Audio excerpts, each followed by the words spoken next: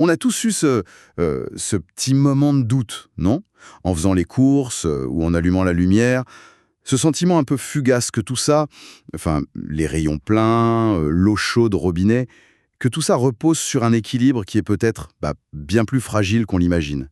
Et si cet équilibre se rompait? C'est une question, c'est vrai, qui peut vite faire un peu peur. Mais c'est précisément le point de départ de la discussion d'aujourd'hui.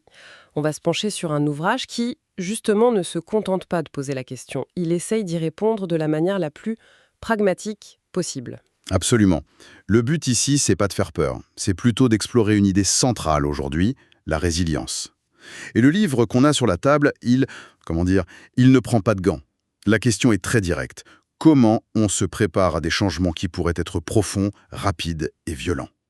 Et ce qui est fascinant, c'est le profil de la personne derrière tout ça. Ce n'est pas un philosophe ou un théoricien, non. C'est un un cadre de l'industrie high-tech. Quelqu'un qui, en 2005, a complètement changé de vie pour se consacrer à cette seule question. Comment fonctionne un effondrement? Et surtout, comment on y survit? Son approche est donc très ancrée dans le réel. Oui, dans l'expérimentation.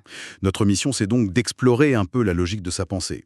On va commencer par le diagnostic qu'il pose sur notre monde, Oui, le constat de départ. puis la cascade de conséquences qu'il imagine, et enfin, ce qui est le cœur du livre, je pense, les solutions très, très concrètes qu'il propose. Il faut tout de suite dire que ça part d'un postulat qui est quand même assez fort, philosophiquement. Ah oui? Pour l'auteur, notre civilisation est bâtie sur ce qu'il appelle la religion du progrès, c'est-à-dire une foi presque aveugle dans une croissance infinie. Dans un monde qui, lui, est fini. Exactement, donc ce n'est pas juste un manuel de survie, c'est une critique de fond de notre modèle. D'accord, alors plongeons dans ce diagnostic. L'idée centrale, si j'ai bien compris, ce n'est pas qu'il y a un problème, mais Une convergence. voilà, une convergence de plusieurs crises majeures. Il parle de tempête parfaite. C'est exactement ça. Il identifie plusieurs plaques tectoniques qui bougent en même temps. Il y a la pression démographique, Classique. la fin du pétrole facile et des matières premières, l'effondrement écologique et bien sûr la fragilité du système financier mondial. Rien de nouveau sous le soleil, mais c'est leur interaction qui est inédite. Et pour illustrer ça, il y a une analogie dans le livre, une histoire qui est glaçante, Oui, bien plus que n'importe quel graphique. C'est l'histoire des rennes. ah oui, l'histoire des reines de l'île Saint-Mathieu, c'est une parabole parfaite. En 1944, on introduit 29 reines sur cette île isolée. Pas de prédateurs, de la nourriture en abondance, Les conditions idéales. idéal. La population explose. En moins de 20 ans, en 1963, ils sont Combien? 6 000. 6000 en partant de 29. Exactement. Une réussite totale, en apparence. Sauf qu'en faisant ça, ils ont détruit leur écosystème. Ah. Ils ont mangé tout le lichen, leur seule nourriture pour l'hiver. L'hiver suivant, 1964, la population s'est effondrée. Ils sont quasiment tous morts de faim. C'est terrible. Pour l'auteur, c'est une métaphore directe de ce qui se passe quand on dépasse la capacité de charge d'un environnement. Le point de rupture, il est brutal et très très soudain. Cette image est glaçante, oui, parce qu'elle suggère que ça peut arriver d'un coup. Est-ce que le livre prolonge cette idée en décrivant les étapes concrètes de la réaction en chaîne pour nos sociétés? Oui, tout à fait. Il s'appuie sur les travaux de Jared Diamond, qui a identifié 5 facteurs dans l'effondrement des sociétés du passé. Dommages environnementaux, changements climatiques, mais le plus important, c'est le 5e, Qui est? l'incapacité des élites à répondre aux problèmes. D'accord. Et concrètement, au quotidien, ça commencerait comment? Pas par une explosion, j'imagine. Non, par quelque chose de plus insidieux. Le point de départ, selon lui, c'est la fragilité de notre logistique. Tout repose sur le juste à temps. Les entrepôts sont sur les routes, en fait. C'est ça. Donc, une crise, peu importe laquelle, qui bloque les transports et les chaînes d'approvisionnement se rompent. Le résultat, Les supermarchés, vide. en 3 ou 4 jours. Et à partir de là, c'est l'effet domino.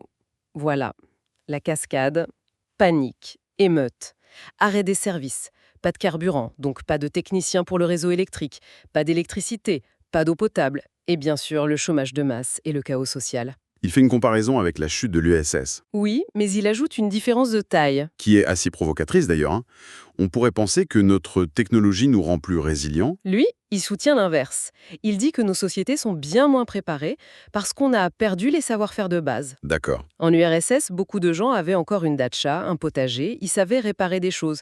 Nous, on est devenus des hyper-spécialistes, très démunis en dehors de notre domaine. Il y a un point important à aborder. C'est la temporalité.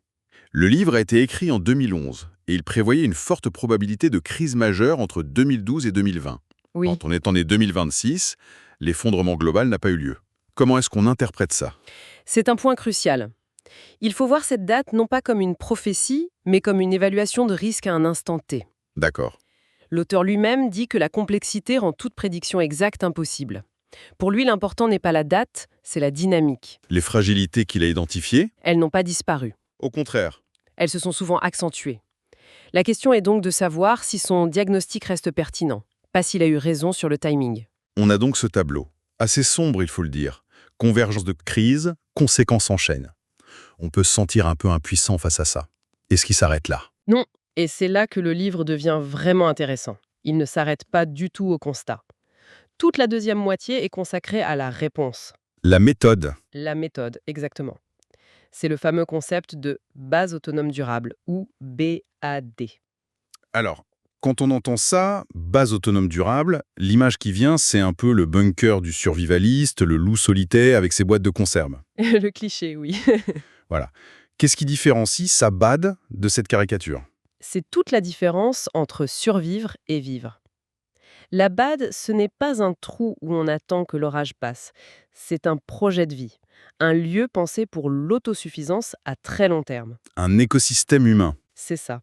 Et l'approche est très, très structurée, autour de 7 piliers. D'accord. Alors, parcourons ces piliers. Le premier, j'imagine que c'est le plus vital. La priorité absolue, numéro 1, l'eau. Avant tout le reste. Le livre détaille comment trouver une source, la stocker et surtout la purifier. C'est la fondation, logique. Sans eau, c'est une question de jour. Le deuxième pilier est donc la nourriture. Et j'imagine qu'on ne parle pas que de stocker des pâtes. Le stockage, c'est le court terme. Pour tenir la transition, disons 1 an, le vrai but, c'est la production. La permaculture, ce genre de choses? Exactement. Il insiste beaucoup là-dessus. Concevoir son jardin comme un écosystème autonome. Il parle aussi de petit élevage, de chasse, et il prend l'exemple des dachas russes qui ont sauvé des millions de gens de la famine. Eau, nourriture, ensuite l'hygiène et la santé. Forcément, sans hôpital, la moindre infection peut devenir un drame. C'est ça. La prévention devient la clé. L'hygiène, la gestion des déchets et la connaissance. Se former aux premiers secours, avoir des guides médicaux comme le fameux Where There Is No Doctor. Devenir son propre premier répondant. Dans une certaine mesure, oui. 4e pilier, l'énergie.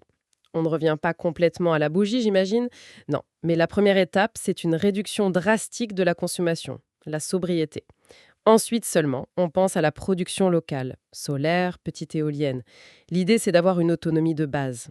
Le 5e pilier, c'est celui qui m'a le plus surpris, la connaissance. On s'attend à du matériel, mais il insiste sur l'immatériel. Il parle même d'une arche de Noé culturelle. C'est tout à fait ça. Les compétences pratiques, savoir coudre, souder, réparer, ça devient plus précieux que n'importe quel gadget. Bien sûr. Mais au-delà de ça, il y a cette idée de préserver l'héritage. Garder des livres, des manuels, mais aussi de la littérature, de la musique. Pour ne pas régresser, pour pouvoir reconstruire. Le 6e pilier est plus pâteau, direct. La défense, c'est un sujet un peu tabou. Oui, et il l'aborde de front. Pour lui, la sécurité de la base est non négociable. Un lieu avec des ressources sera une cible. Donc il faut réfléchir à la sécurisation, se former Et s'équiper. et s'équiper, dans le cadre de la loi. Et on arrive au 7e et dernier pilier. Et là, on est à l'opposé du cliché du loup solitaire. C'est peut-être le plus important, c'est le lien social. Le message est clair. Personne ne survit seul. Le mythe hollywoodien. C'est une fiction, oui. La résilience est collective. Il faut donc construire une communauté, un groupe soudé, avec des règles, des rôles. C'est le pilier qui soutient tous les autres. Pour aider à la décision, il propose un outil très simple, une sorte de grille de lecture du risque. Oui, une matrice très simple à 2 axes. Verticale, l'effondrement a lieu ou n'a pas lieu. Horizontale, on est préparé ou on n'est pas préparé. Ce qui donne 4 scénarios. Si ça n'arrive pas et qu'on n'est pas préparé, statu quo. Si ça n'arrive pas et qu'on s'est préparé, Bon, on a dépensé du temps, de l'argent, on a peut-être l'air un peu bizarre pour les voisins, où les conséquences sont minimes. mais si on bascule sur l'autre moitié, si l'effondrement arrive et qu'on n'est pas prêt, les conséquences sont potentiellement catastrophiques. La faim, la violence, la perte de tout. Alors que si ça arrive et qu'on est prêt, on a au moins une chance. Le risque est posé comme un calcul rationnel. Le pire qui puisse arriver, si on se prépare, c'est de devoir expliquer à son beau-frère pourquoi on a 200 boîtes de conserve à la cave. Voilà, c'est un risque socialement acceptable. Au fond, le message du livre, il va au-delà de la simple préparation à une catastrophe. Oui, c'est une invitation à un changement de posture, passer de consommateur passif, dépendant, À producteur actif. exactement, actif, responsable, autonome. Il s'agit de se réapproprier des compétences, de reconstruire une forme de souveraineté personnelle, que le pire arrive ou non en fait. Beaucoup de ces compétences ont une valeur en elles-mêmes, ici et maintenant. Apprendre à jardiner, à réparer, à soigner, ça nous enrichit et ça nous rend plus résilients aux petites crises du quotidien. Le livre se termine d'ailleurs sur une phrase qui sonne comme un mot d'ordre. Survivre est un choix, ce n'est pas une fatalité, c'est une décision active. Un appel à prendre en main son avenir plutôt que de s'en remettre à des systèmes qu'on juge de plus en plus instables. Ce qui nous laisse avec une dernière question, je trouve, une réflexion qui prolonge un peu le livre. L'ouvrage détaille plein de compétences pratiques. Et ça m'a laissé avec cette interrogation qui dépasse le cadre un peu angoissant de la survie. Quelles sont les compétences essentielles que nos grands-parents maîtrisaient presque tous et que notre monde moderne, hyper spécialisé, nous a fait complètement oublier?